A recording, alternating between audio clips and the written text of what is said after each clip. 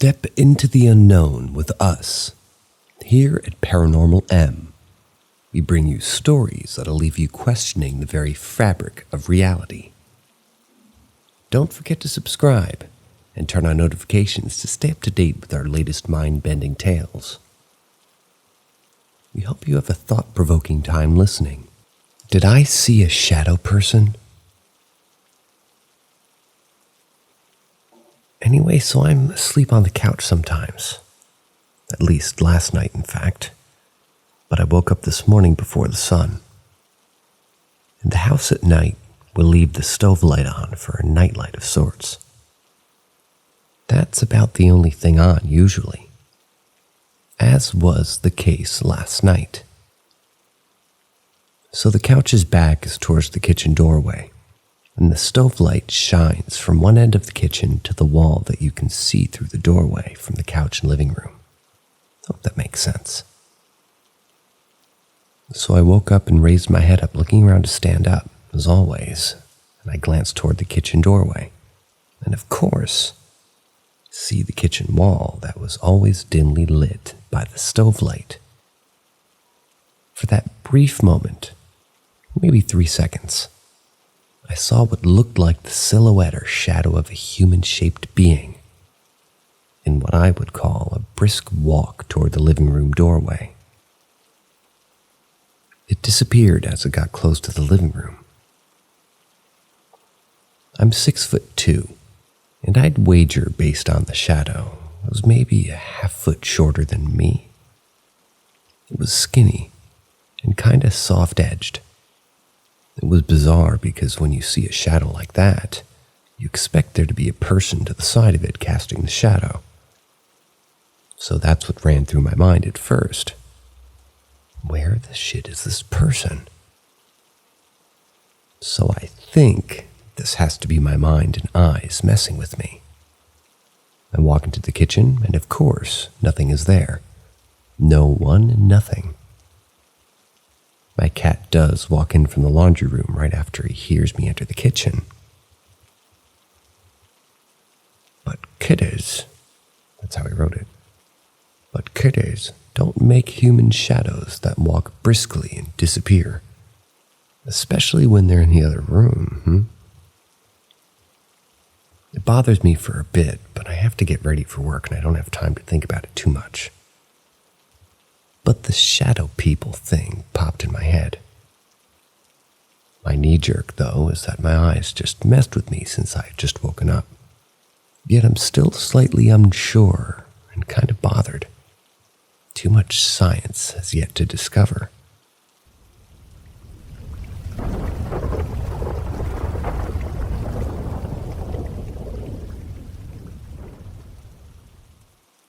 Not sure what to think. Strange things happened at our house.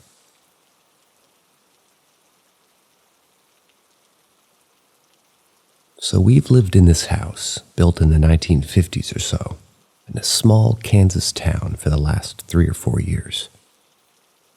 About a year ago, I was up late watching TV. My 10-year-old son, who'd been in his room most of the night, came into the living room to see what I was up to.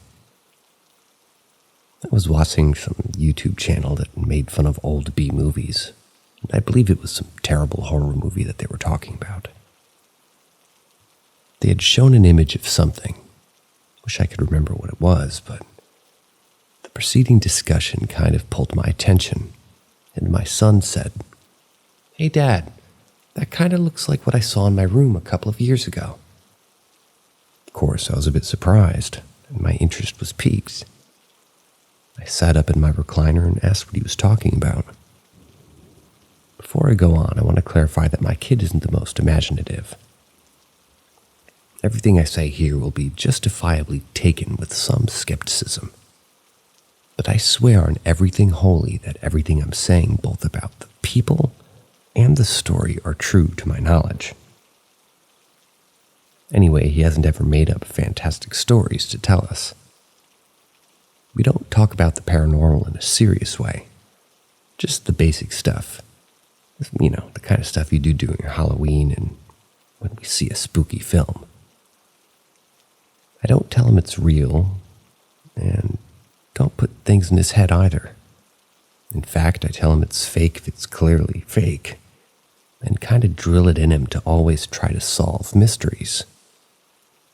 Usually you'll find an explanation for the unexplained if you stay rational. He also doesn't make up tales and try to get us to believe them for a laugh or to fool us. Very straightforward kid, full of life and fun, but he doesn't do stories. You just have to take my word for it. Much like the rest of this. So he goes on to tell me that one night a month or so after we moved in, he was asleep in his room when he was awoken. He was, of course, half asleep and unsure why he woke up. He was laying there and notices a small sound coming from the top of his bed where his dresser was, just 3 or 4 feet away. So he starts trying to figure out what it was. He can tell it's coming from north, above his head, so he cocks his head to look to the right and up towards the dresser. It's dark in his room, and the only porch light kind of shines dimly through the shades, and it was illuminating the room. So he's trying to make whatever it is out, but has to readjust his whole body to be able to look directly at the dresser. What he told me honestly kind of freaked me out a little. With a straight face, and without hesitation, he says the sound he heard was coming from my metal flashlight that was sitting butt up, the light bulb end on the dresser, and was slowly moving in a circular pattern, maybe an inch or 2 in circumference around. He said a hand was gripping the handle. He said he could see up to the elbow area, but couldn't see more due to, it looking like it went maybe in a 2-inch space behind the dresser and the wall. That part of the memory was a little bit more blurry as he was focused on the flashlight in the arm. Plus, it all happened in maybe 5 to 10 seconds. I asked what it looked like, and with certainty, he said it was an old lady's arm. I asked how he knew. He said you could see veins, like on an old lady. I asked him if it was Grandma X, Y, or Z, his elderly great-grandma in her 90s at the time. He said, yep. I asked what else he could describe, and he said the arm and skin was kind of see-through, otherwise known as transparent, and it was like a dull purplish color. I thought that to be pretty odd. He also said she had fingernails like Mom, but kind of pointy. Again, he's a 10-year-old boy, not the most knowledgeable of women's fingernail styles. But anyway, I Googled and showed him some styles, and he picked something similar between almond and coffin in this picture. Again, very specific. He said he laid there staring in terror at this arm moving my flashlight in a small circular pattern until his flight instinct kicked in. He ran like hell into the living room. Strangely enough, he didn't tell us. He said Mom was actually up because it was around 5, but she was on the phone and he didn't want to bother her call. Usually it's important work stuff, so being a good little kid, he just slid past her and jumped into bed with me where I was still asleep. He fell asleep after a bit and never thought to tell us. I'm at home a lot now, but back then we were very busy. To school with him, head to work, had one job and onto the second little business that we created. It's crazy. But he genuinely never thought to tell us. Well, till that night, a year or so ago, I was floored. I told him it was probably sleep paralysis and not to worry about it. Inside, though, I wasn't sure. It shook me. I was shook. He's never had an instance like that before or since. No ghost arms, legs, heads, nothing. No more stories, just normal childhood. I asked my wife who lived here before, and of course, it was an old lady who had passed away a few years back. I asked if she knew what kind of nails she had. Of course, she didn't know. We keep meaning to somehow ask the neighbor who knew the lady. But yeah, that's weird, so we kind of haven't done it. On to instance 2. It's shorter, I promise. Okay, so a week or so after he told me that, I was in the living room in the middle of the day, picking up some cups and tidying up. I was by myself. I had unknowingly left a bowl next to my recliner from the night before. I was picking up something from about 8 feet away from the bowl, and I was looking at the coffee table near the bowl, with the bowl just out of my focused line of view. Maybe a couple of feet left of my point of focus, not far. At that moment, I heard and half saw the spoon in the bowl flip around inside of it.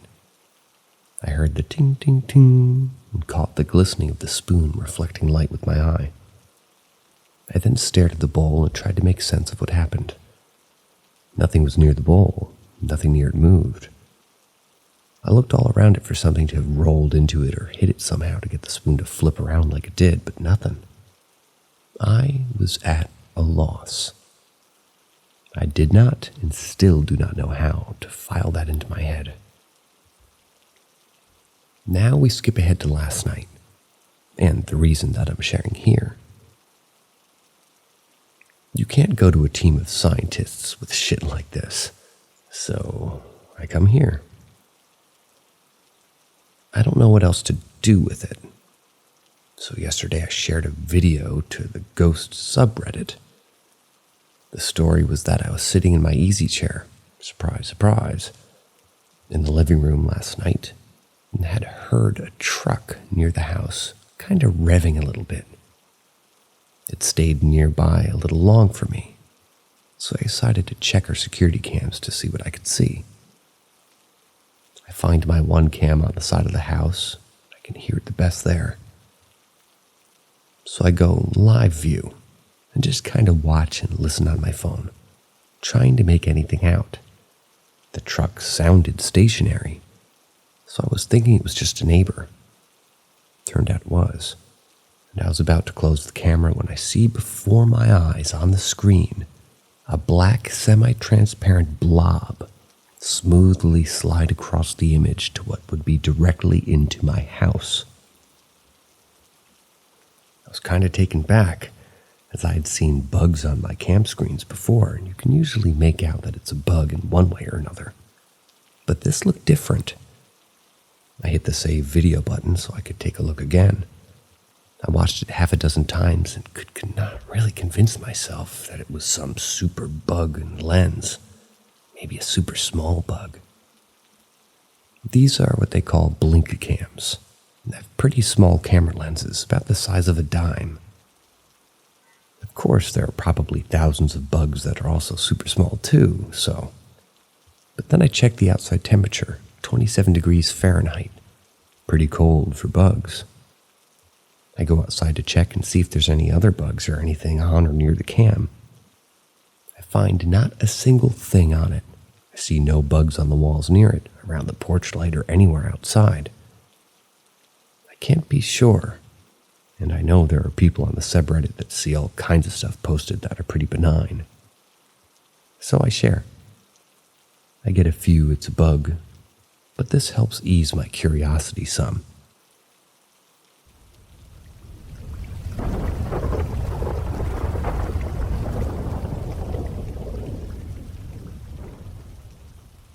Wife experiences air blown onto her ear.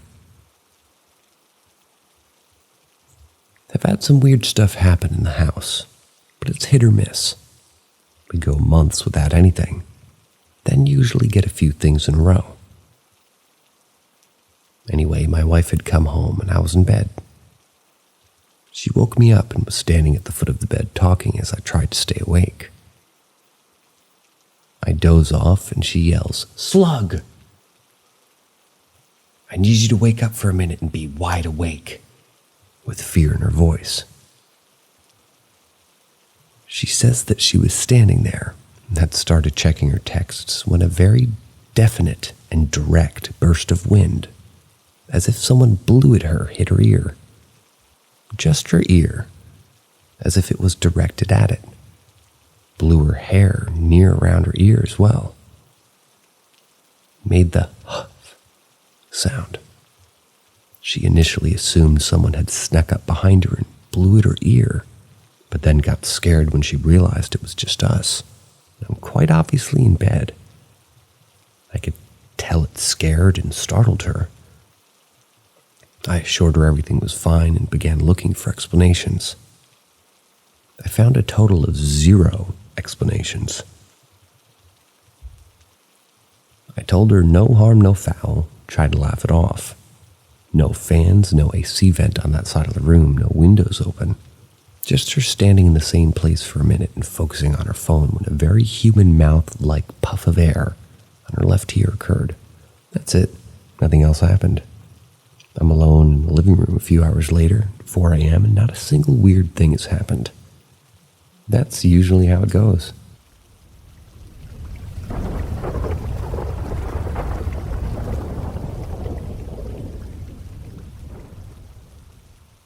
Anyone else heard repeated instances of dementor-looking things?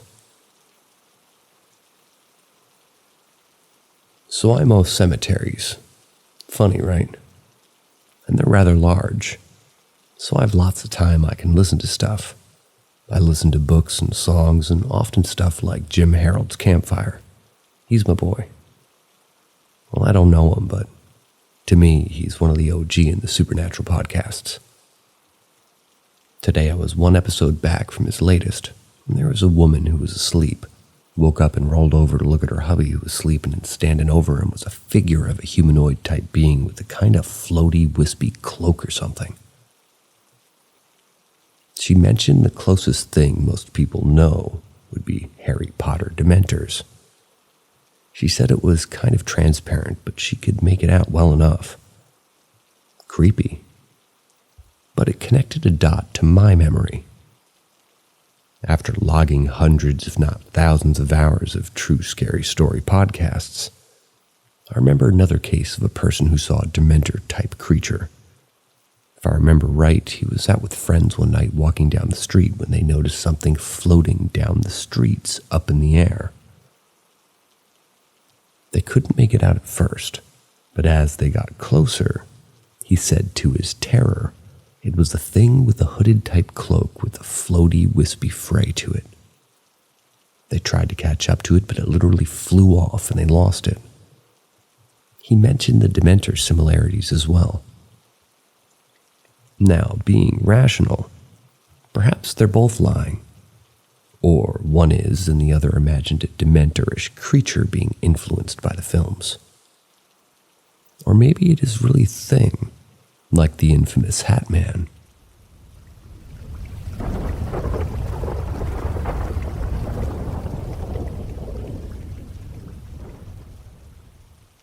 We were screaming in room 402. A couple of weeks ago, me and 5 other close friends decided to enjoy the weekend in the mountains. We did hiking in the morning, and in the night we selected a hotel across the river. Decided to spend the night there. It was a villa with 2 rooms inside. The villa entrance opened towards Riverside. At around 11 p.m., one of the friends' body temperatures was so hot that we thought he was having a bad fever. But he didn't feel ill much. We gave him medicine, went to our rooms. 2 boys were in one room, and 4, including me, were in the other room. Before sleeping, we were talking about some horror stories and stuff, then we slept at around 11 p.m. Everything felt normal. Around 3 a.m., I woke up screaming at the top of my lungs. My friend sleeping beside me was waking me up, and I was waking up 3 others that were also screaming. I don't remember seeing a nightmare. A few seconds after I woke up, I heard someone getting out of the other room and going back, where the 2 boys were. We were all frightened. We didn't sleep afterwards. As the sun came out, we were a bit relaxed, but only for some time. Then we discussed what happened with the 2 boys from the other room. They told that one of them woke up and went outside, He was trying to open the locked door that opened towards the riverside. He was conscious only when he was trying to open the door. He don't remember the part where he woke up and went outside. The other boy confirmed that he saw him doing this. This was the sound I heard that I mentioned above when I woke up, and all this happened at the same time in two different but adjacent rooms. We asked the hotel guys, but they said it never happened to anyone before. Luckily, we had to leave, so we packed our bags, left the hotel.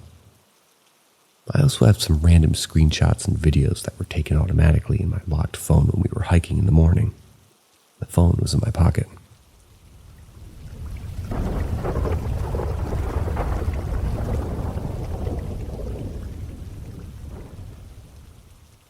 My dad's ghost encounter as a kid. So my dad told me this story when I was a kid, and it used to really scare me at the time. So this encounter happened in Showlow, Arizona, which is a really small and old mountain community in the White Mountains. When my father was around 13 years old, he was out riding one of his horses. When the sun started to set, he began heading back towards his home. He turned into a small back road to cut some time off the trip. He explained to me that he had this overwhelming feeling that he was being followed, but didn't hear or see anyone. He slowly rode his horse down the trail. About halfway down the small dirt road, he began hearing noises. Noises that he said sounded like someone running towards him. Whatever it was spooked his horse bad, and the horse took off at a full sprint with my dad still on his back. He told me that as the horse picked up speed, the overwhelming feeling turned to sheer terror as he saw something running alongside him, about 10 feet off the trail in the woods. He explained to me as some kind of evil or pure darkness. At this point, he was nearing his mom's property. He said that towards the end of the trail, whatever that thing was got right next to him and the horse, and appeared to be trying to mimic my father's appearance. He believes that because he was on his horse, and whatever that thing was wasn't able to mimic his shape and the horse at the same time. And when not successful, the shadow let out an annoyed yell and disappeared back into the woods. My dad also says that when he got home and told his mom what had happened, apparently she knew a man who was a Catholic priest and who had an identical experience along the same dirt road as my father, and that he too credits his survival to the fact that the entity couldn't copy the shape of him while on the horse. Whenever my dad talks about this, it gets very emotional, so it's hard to get more details. But I do truly believe him. My father's not the kind of person who would make up a story like this for attention.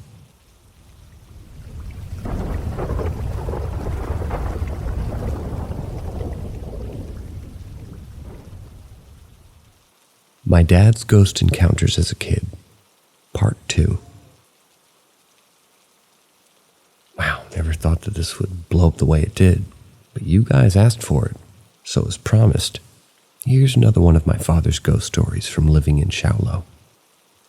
This is a longer one. I'll do my best to summarize without leaving out something important.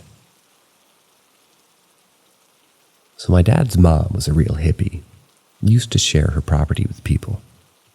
They would come and go sometimes, and sometimes they would stay for long periods. Sometimes they would just stay the night. This would take place about a year after the first story I shared, so my dad would have been 14 at this time. A small group of people came to stay on the property. They seemed like kind of a rambunctious group, drinking and partying all day and all night. Well, they randomly left after a night of heavy drinking, only to return the next morning with quote-unquote artifacts, as they called it. Really what they did is stumbled on an old cemetery, stole some of the things placed on top of the graves. My father told me he was immediately scared The whole idea of messing with graves and stealing from them already made him uneasy. Well, apparently that night they decided to use a Ouija board to try and contact the spirits.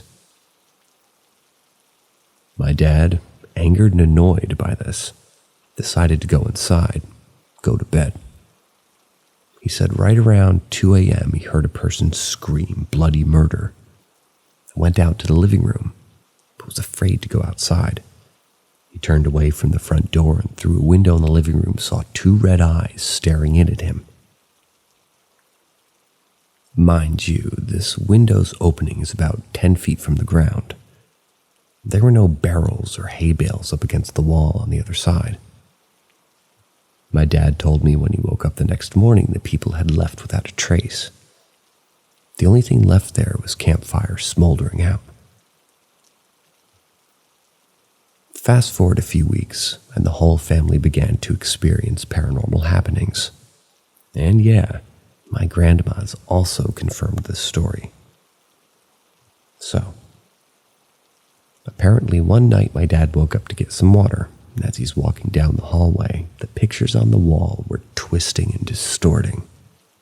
When he rubbed his eyes to get a better look at the front door, it flew wide open and then slammed shut hard. He said it startled him to the point where he woke his mom up and told her. After a few more days of paranormal activities, Mom decided to get a priest to bless the house. And this priest is actually still alive to this day, and I've met him. When he entered the property, he sternly told everyone that he was going to go in alone, and they shouldn't follow him. My dad said the priest almost looked terrified, but like he was trying to be as brave as possible. The priest walked up to the house, took a few steps in, and the door slammed shut on him. My dad wouldn't talk too much about what apparently happened in the 20 minutes or so that the priest was in the house. The only details he would tell me is that a strong wind picked up on the property, and that it almost sounded like a howling noise. He wasn't sure what was making the noise, but suddenly the windows in the house had exploded, all breaking simultaneously. And after they broke, the wind stopped, and the front door swung open. Out came the priest, panting for breath and crying blood, as my father put it. The priest panted as he sat down, and he told them, panted I'm sure, and he told them whatever was in those houses might have killed them had they not taken action. The following months after everything seemed normal, though. Weird things would still happen, but it was shallow, and everyone was used to weird things happening.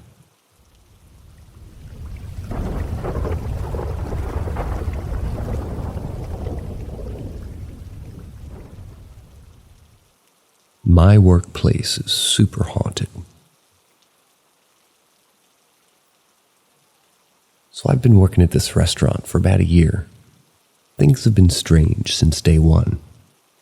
I'm extremely in tune with spirits. I can sense their presence and emotions, and I can even act as a medium, though I can't let them into my body or anything like that. Even on day one of my job, I could tell something was off about this place. There were a lot of spirits, some good, some definitely not.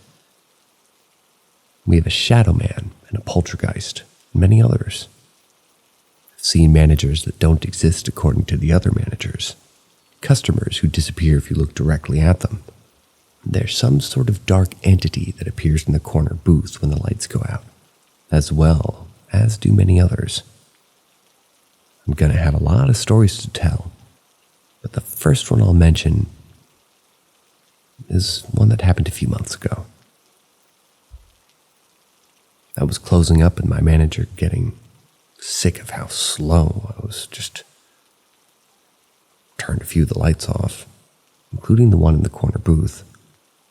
The entity there has free reign of the patio as long as that one light is off, and I immediately felt it coming toward me. It had done this before. It had never been able to form a body, but this time was different. It glows pure black and has no visible eyes. It's short and broad-shouldered, and its arms are more like tentacles than actual limbs.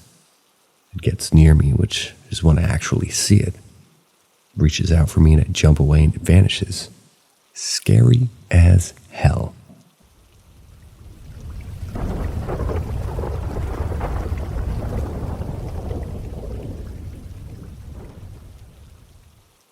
Guardian.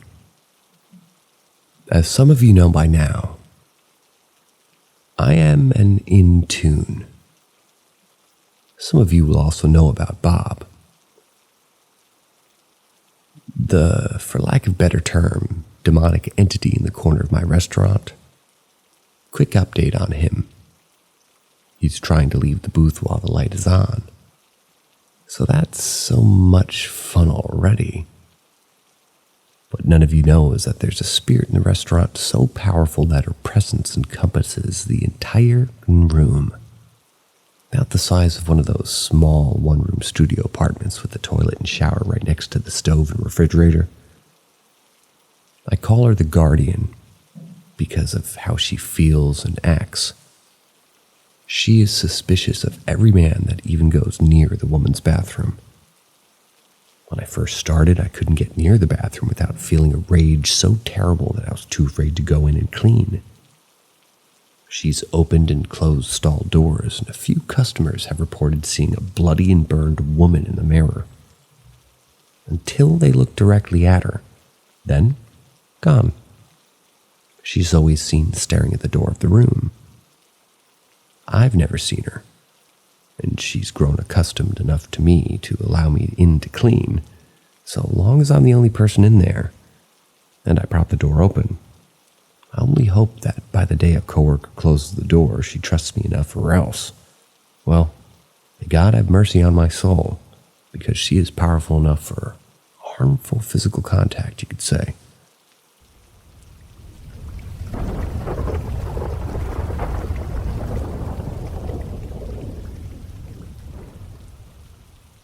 The scariest event at the haunted Portillo's. So it's been a while. Been wanting to tell this story, but I've been struggling to find the correct words to describe the fear that I felt. It was during late night dinner rush. Not an actual thing, but it's what I call the rush of people that we get before closing. Oddly, a World War II vet walks. It's odd because I'd imagine he'd be in bed at this time. Old age doesn't tend to lend itself to late nights. I could describe the guy from conversations before this, but he's not the point of the story. What followed him in was. All at once, I and several others froze in fear, and all babies in the restaurant start crying.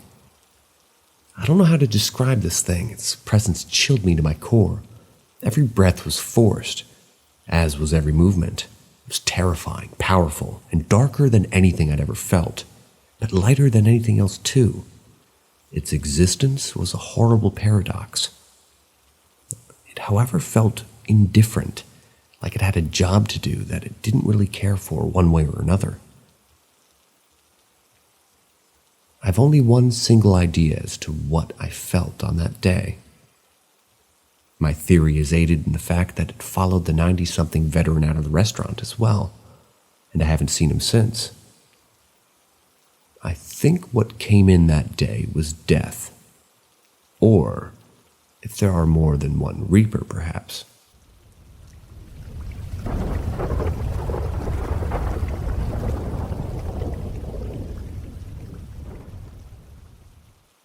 Bob is calling me. Some of you may remember I used to post on here a few years back. And that I'm sensitive to spirits. I stopped posting because I changed jobs. My new job isn't haunted. But when I was posting, it was about the Portillo's at North Ave and Bloomingdale Road in Glendale Heights, Illinois. You may also remember that I had a necklace blessed by the Pope. Well, I got COVID a year or so back around Christmas. Had to go to the ER coughing up blood. Luckily, it was just my coughing aggravating my airways. Well, I had to get an x-ray while there and had to take the necklace off. And it got lost. I used to post about a malicious entity that liked to hang out in the corner booth. I could tell it was never a living thing, but as an atheist, I don't really think it's a demon. It seems to gain power the more I feared it, so I named it Bob, to take some of that power away. I still go to that area. My buddy lives within walking distance of the Portillos.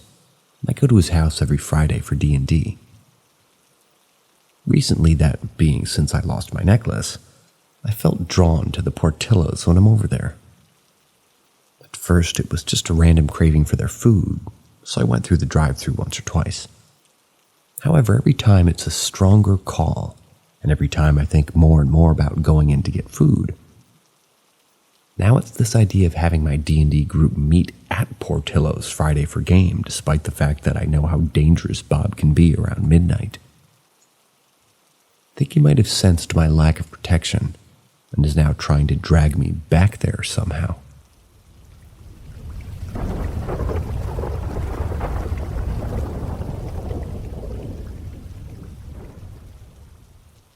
Ask Reddit. Back in high school, I was driving home from a friend's house. They lived about 20 miles away in a neighboring town. We lived in a really rural, forested area. There was a shortcut that my friends and I would often take to avoid traveling through the center of town, which saved a bit of time and was the route of choice for getting a little baked face. Being one of those nights, I opted for the shortcut, which was a fairly long, winding dirt road that passed around the perimeter of a large pond. This was a no streetlights, no houses through the middle of the forest, room for one car at a time sort of road. Though we'd always joked about how freaked out we were driving at night, usually expecting pond monsters or a Sasquatch party. We had never actually seen anything scary. This particular night, it was around 1 a.m. And I was already succumbing to my heightened paranoia and decided to drive a little faster to get it over with. I rounded one of the corners, slammed on the brakes.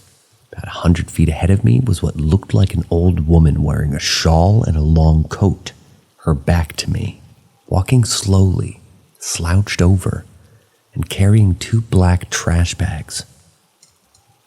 Despite my sudden stop and most likely audible high-pitched scream, the woman didn't turn or acknowledge me in any way. After catching my breath and realizing I shouldn't shit myself in my parents' car, I decided to man up a little and ensure that she was okay. I drove up to her and rolled the windows down. I asked if she needed any help. She just continued to walk, head down, acting like I wasn't there. I asked if she needed a ride. She kept walking. One last chance, I'm yelling, "Ma'am, are you okay?" With no response, I decided that it was time to freak out. Thinking about what could be in the bags, the fact that I was a mile or two from the nearest house in the middle of the woods, that I didn't even see her face, it was pitch black, she wasn't responding, and I was pretty stoned. I jetted home and forced myself to sleep. In the morning, I told my parents, and I was met with some heavy eye rolling, both dismissing it as nothing. I still think about what her deal was, what was in the bags, and who she was.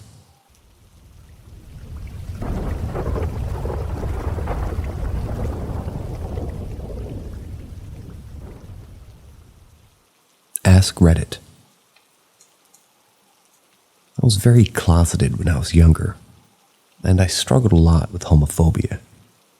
I had some close friends from work who knew I was gay but couldn't really talk to me about it because I couldn't hear it.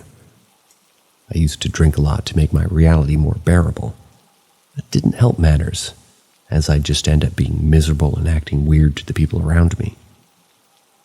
The unfortunate thing was that people tried to help, but I couldn't really process that. Nothing ever made me feel better. Nothing made me feel loved. I was like 19 or 20 at the time. Went to a party with these friends and some other people that we worked with, and a friend I had a crush on left to do something with a girl that he liked.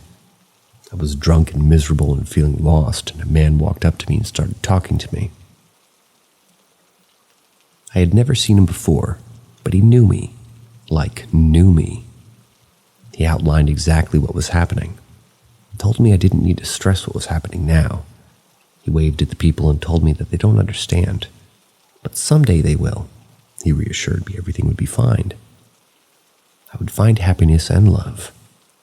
I don't remember a lot of specifics, but it was the most comfort I'd ever felt. It made me feel better at a time when for years absolutely nothing ever made me feel better. We talked for a while and then he walked away. But I couldn't find him again and no one else reported seeing him at all. He was the coolest thing, rather the closest thing to an angel I could conceive of. Or just a really kind human who's really good at reading young, self-hating gay boys, but I believe the former.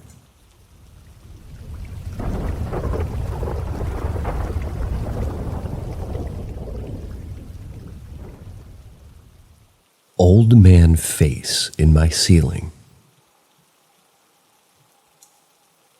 This happens when I'm 14. My mom and I had moved into a new house that wasn't very new at all. We were told an old couple lived there before us, and the husband had died in the house some years back. Naturally, we cleaned the house from top to bottom, including the yard spaces in the front and back. The backyard is rather long and had a veggie garden. The garden was overgrown and we could still see some old tomatoes withering away. It was a big garden, and we were told the old man loves to garden and took good care of his veggies. I wanted to keep it, but Mom wanted a full backyard. One day my mom and I went out to demolish the garden. We pulled up everything and threw away all of it, burned some too. The night we tore up the garden, still wishing we kept it, I remember waking up in the middle of the night to the side profile of an old man spread across my ceiling. It was like a heat-censored image, kind of greenish-yellowish hue. I could make out the hat, nose, chin, and the rest of the head that covered my whole ceiling. It was like a projection of some sort. I felt my body tense up in fear, and I quickly turned over and tried to sleep on my face. I had a feeling it was the old man about his garden, and I started to apologize profusely until I fell asleep again. I'm 33 and I still get a little anxiety when falling asleep on my back with my face toward the ceiling. Never did show up again, though.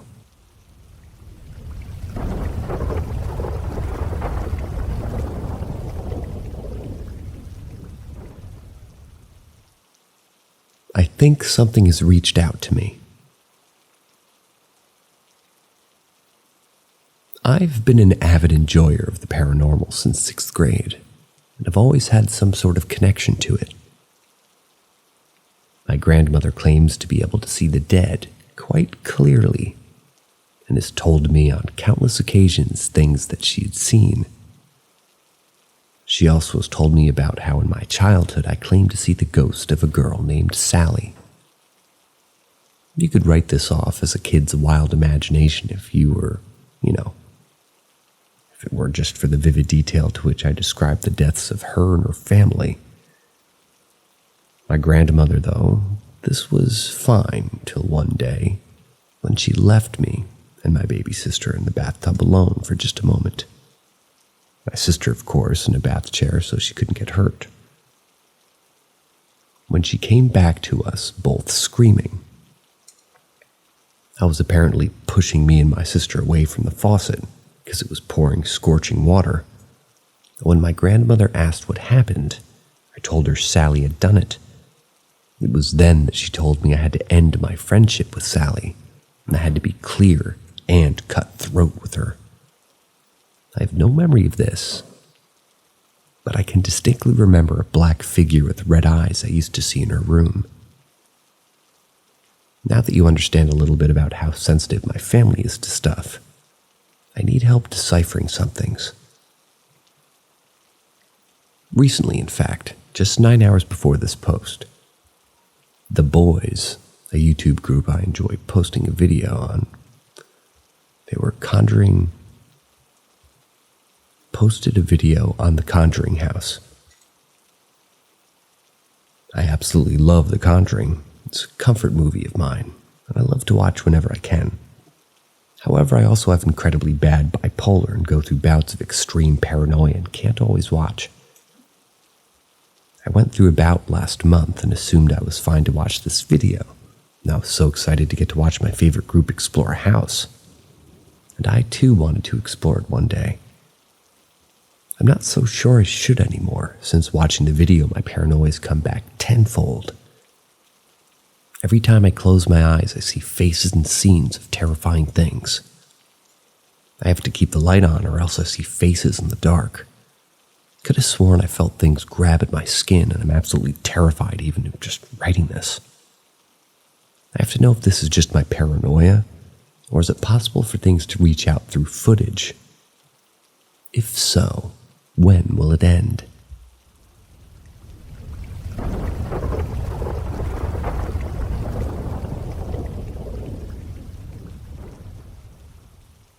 Eerie Victorian, sharing my apartment with spirits. My life changed, and I wanted out of the city. I sold my house and needed to start over. My partner and I have jobs that are considered untraditional and frowned upon by much of the older generation. I realized pretty quickly how strange I am to some people and how much harder it would be to find a place. Quiet, sleepy retirement homes were apparently not interested. We had first and last, and we're quiet, and we work long days. A friend messaged me and told me that she knew someone renting an apartment above her home. We went and had a look. Cool place, great spot, super quiet in the fall and winter months. I had a feeling immediately upon entering the apartment that the air was heavy and the feeling was a bit uneasy. We moved here in October of this year. And the first night my partner and I are up watching TV, I can see a tall shadow figure with a hat standing at the top of the stairs. This is my first time experiencing a shadow person or encountering one. A few days pass and I'm still seeing him at the top of the stairs, every night around 2 or 3 a.m. Being someone who is sensitive, it's not entirely out of the norm for me to see spirits. My partner woke up at 1 in the morning and asked me, "Do you see him, the Hat Man?" Yep, every night. Some nights we even hear him enter the house, walk up the few flights of stairs, jiggle the door handle, stand in the hall, and stare. My cat is not a fan and knows when he's coming. She likes to run to the door and sit on the steps and growl at him. We all hear him and see him. My dog was convinced for a while that someone was coming to visit, would get excited hearing him walk up the stairs and would go to greet him. Basically, my apartment is a revolving door for spirits. Upon moving here, I realized I picked a home extremely close to a crematorium, probably too close for comfort for most. If you want more, I plan to continue this in parts. The apartment came with a couple sealed-off spaces with latch locks on the outsides, but that's for another post. And yes, we did open them. I'm still here, and it's still haunted.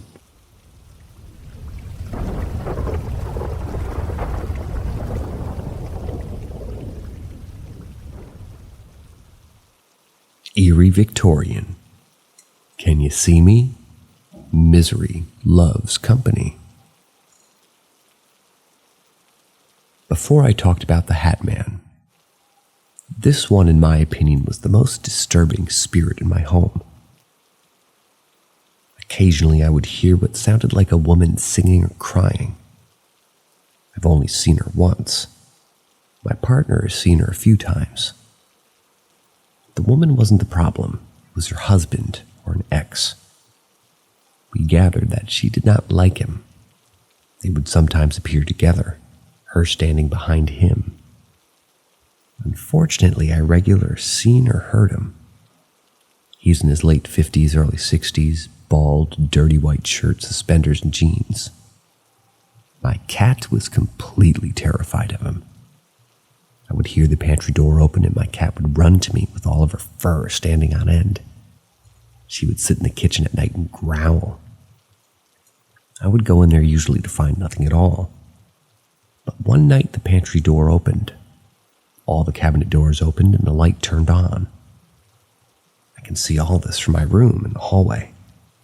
The apartment was extremely small. My girlfriend and I jumped up and went to check it out. I was in total disbelief. The next day I cleansed and realized I had removed the doorstop from the outside of the door that seemed to do nothing. I noticed there was a spot painted over for what looked like a latch. Problem solved. I put a latch on it. I stayed up late that night, but had an uneasy feeling. I've seen so much crazy shit that there's nothing that really phases me. The spirits don't pass through my bedroom. I have a lot of protection items in there. Small mirrors on the door frame looking to the hall, evil eyes, things like that. I woke up around 3:30 a.m. to whispering, which sounded like a woman. I sat up and this guy was at the end of my bed holding the metal frame. He began to lean over and smile. It was the most sinister, unnerving look. He reached out to touch me. I said something along the lines of, "Don't fucking touch me." And he said, "Can you see me?" Stating the obvious, I didn't answer. Then he left the room. A couple of days go by, haven't seen or heard him. My partner's cooking dinner and we both hear the door handle rattle. My cat runs down the stairs and was standing in the front of the door growling. I went down and yelled, "I can't help you, stop wasting your time, you're not welcome here." Never heard from him again. The spirit who he believed was his wife was seemingly younger and wore a nightgown.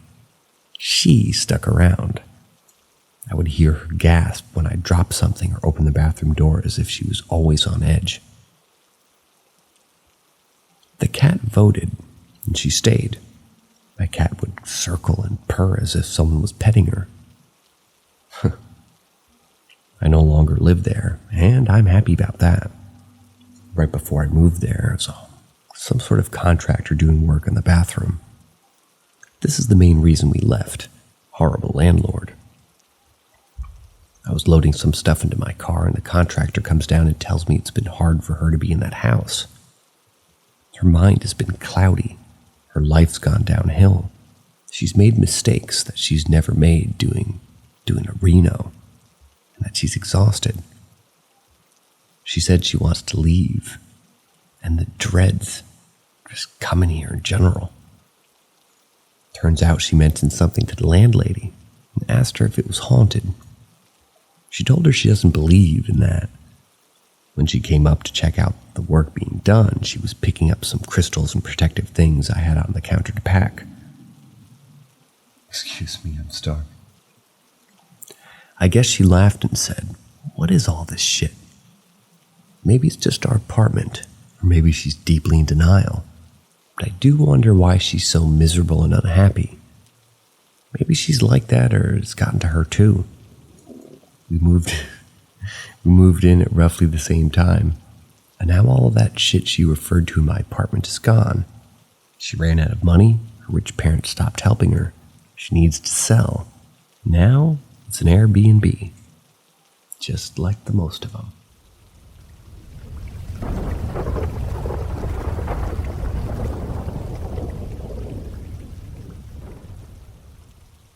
The scariest thing I've ever seen. When I, 17, went off to college, I wasn't really prepared for all of it. I didn't have a car and I was very introverted. Worst of all, I had very little financial aid left after paying my tuition, so I felt very lucky finding a friend almost immediately. He was a year older with some college experience, and he was rich, so he would buy me food when we went out. One time he invited me to go with him on his date, or as his date, to a charity event with the mayor. Apparently the mayor was hosting, but almost immediately after arriving, my friend ditched me to go flirt with some older ladies. I decided to go off and find my own fun. The event was taking place in this immense mansion, so there were many empty halls and rooms to explore. The sound of the party got further away as I made my way towards the corridors covered in unusual art. It was getting dark outside. I could see by the skyline windows, but this side of the house was oddly illuminated by only candles. I hadn't seen another guest in over an hour, so I felt safe going into the vacant rooms, and I guess I kind of rummaged through personal belongings. I found some odd-looking books that were written in symbols that I couldn't understand. I secretly wanted to take one, and was in the process of shoving it in my clothes, when I heard a voice down the hall. It wasn't coming from the direction of the gala, but in the opposite direction, from one of the rooms that I hadn't gone into. There was an amber light pouring from that room, so I guess they had a fireplace in there. I creeped along the hall till it was almost, or rather I was in front of the door, and it was open. I stood quietly listening. I could hear 3 male voices talking in the room. I went slowly, got onto my knees, leaned closer. Now I had a better vantage point, and I could see 2 older men and 1 younger. The older men were having a heated discussion about returning home. It was hard to hear all of what they were saying, but it seemed that the younger man was afraid and was keeping his distance. Suddenly, the oldest of the men stomped over to the younger man and grabbed his arm, yanking him to a standing position. Then he said, "You will do as you are told, Key. We must return now." The old man then dragged the young man to a long oval-shaped mirror, one that I hadn't noticed before. The other older man walked to the mirror too. They all stood in front of it. The oldest man said, "Key, open the door now." The mirror looked as if it was shimmering for a split second, then stopped. The reflection of the 3 men then changed. Their faces weren't human. The best way I'd be able to describe them was something like a draconian. It was like a human, but with a short snout, scales, and sharp teeth. Their eyebrows were rigid like lizards. As I watched in shock and horror, they walked into the mirror. I sat back on my heels and realized I'd stopped breathing. I was probably there for only a few seconds, dwelling in my fear. Then I stood up and ran. I just kept on running till I got to the park that was adjacent to the dorms. I've only told one other person, my therapist, when I was around 32. She didn't believe me. I don't even know what I saw, but I have nothing but time to recall the memory over and over again. Freaked myself out wondering if they saw me. If they did, I hope they don't return to punish me.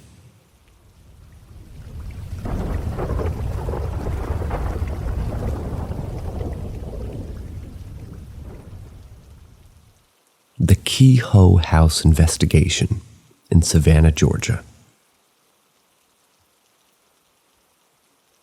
There's a house in Savannah known to be haunted.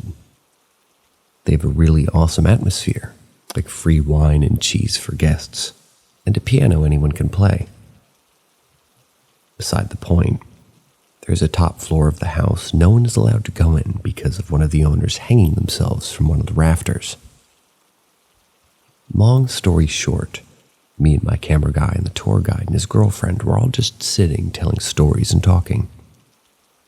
We weren't asking EVP questions, although we did have the recorder going. The climax of the night was something literally not really slapped or anything like that, but you can tell there was a presence that wanted to make itself known. A really tense, cold-as-ice whoosh just went through all of us. Mind you, it was midsummer and hot as hell in Georgia. We were all like, "Dude, did you just touch me?" Our hands were all in our lap. just to make sure if anything like that happened. We caught on our recorder the whole incident, but no EVP or anything, just the experience. It felt like an animal flapping their wings around us in a circle. No animal to be found. The best way to experience something like a paranormal experience like this is to just let it happen. Don't ask questions. Don't provoke. Just if something wants to make itself known, it will on its own accord. Later that night, I went to bed. Then I had my camera pointed to the door. I heard kids running up and down the hall. Asked the front desk clerk if there's any kids in the hotel right now. She said, "No, you're our only guest." It wasn't the scariest moment I've experienced, but I was startled.